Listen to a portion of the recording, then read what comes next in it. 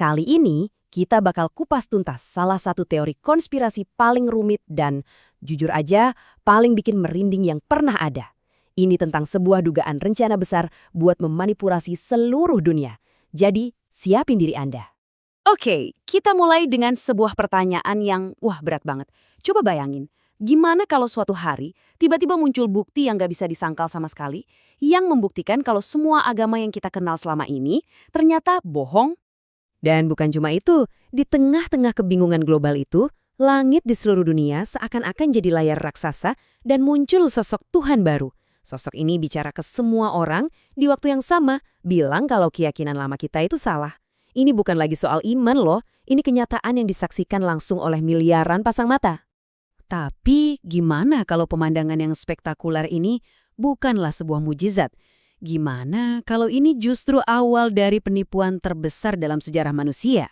Ya, ada teori yang bilang kalau semua ini tuh cuma rekayasa. Sebuah pertunjukan kolosal yang dirancang oleh dalang yang gak kelihatan dengan satu tujuan akhir, menguasai seluruh umat manusia secara mutlak.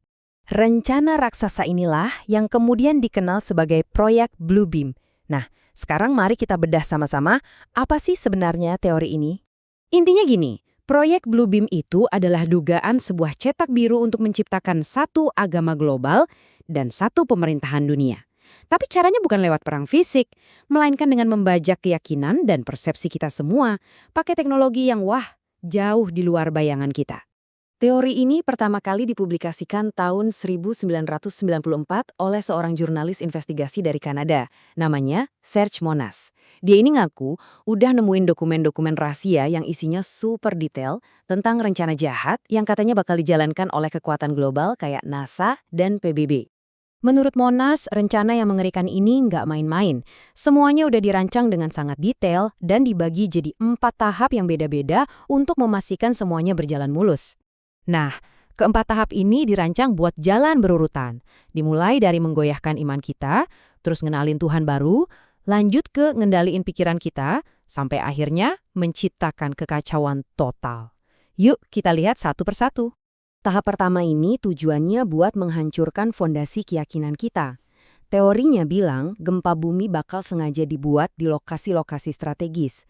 Gempa ini kemudian bakal nemuin artefak-artefak kuno yang seolah-olah ngebuktiin kalau semua agama besar di dunia itu salah menafsirkan ajaran mereka. Dan bahwa sebenarnya cuma ada satu Tuhan sejati. Begitu keyakinan lama mulai goyah, tahap kedua dimulai, pertunjukan akbar di langit. Menurut teori ini, satelit-satelit akan memproyeksikan hologram raksasa dari tokoh-tokoh suci, Yesus, Buddha, Muhammad, yang disesuaikan untuk tiap wilayah. Terus, semua sosok ini bakal melebur jadi satu Mesias baru yang kemudian mengumumkan lahirnya satu agama tunggal untuk seluruh dunia. Dari pertunjukan massal, kita pindah ke manipulasi yang lebih personal. Di tahap ini, katanya, teknologi super canggih bakal memancarkan gelombang frekuensi rendah yang bisa ngirim pikiran langsung ke otak manusia. Jadi, orang-orang bakal mendengar suara Tuhan di kepala mereka, bahkan bisa ngobrol sama dia.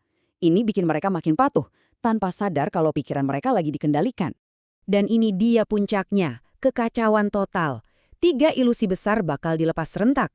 Ada invasi alien bohongan buat maksa negara-negara melucuti senjata nuklir mereka. Ada pengangkatan palsu dan juga gelombang penampakan supranatural di mana-mana buat menciptakan kepanikan global. Tujuannya apa? Bikin masyarakat hancur lebur, putus asa, dan akhirnya memohon untuk diselamatkan oleh tatanan dunia baru.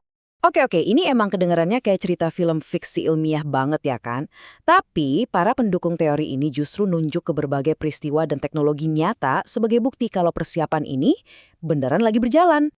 Coba deh kita lihat lini masa ini. Mulai dari eksperimen pengendalian pikiran CIA yang beneran ada, namanya MK Ultra, sampai ke teknologi komunikasi hologram NASA yang disebut holoportasi. Belum lagi jaringan satelit globalnya Starlink dan teknologi implan otaknya Neuralink. Nah, semua ini dilihat oleh para penganut teoris sebagai potongan-potongan puzzle yang lagi disusun. Kalau kita bandingin, emang jadi kelihatan jelas teknologi yang dibutuhin buat tiap tahap Bluebeam ini kok ya ada padanannya di dunia nyata. Eksperimen aktivasi otak dari CIA buat tahap 3, komunikasi hologram NASA buat tahap 2, dan jaringan satelit Starlink yang bisa banget jadi infrastruktur buat semuanya. Poin-poin inilah yang bikin teori ini tuh susah mati. Jadi pertanyaannya sekarang, ini semua cuma kebetulan aja atau emang ada sesuatu yang lebih dalam yang lagi terjadi?